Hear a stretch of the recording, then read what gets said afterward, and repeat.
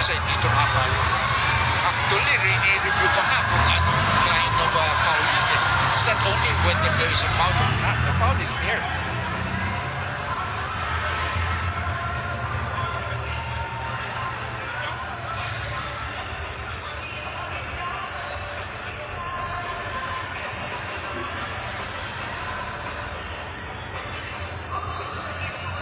Referees making sure they get this.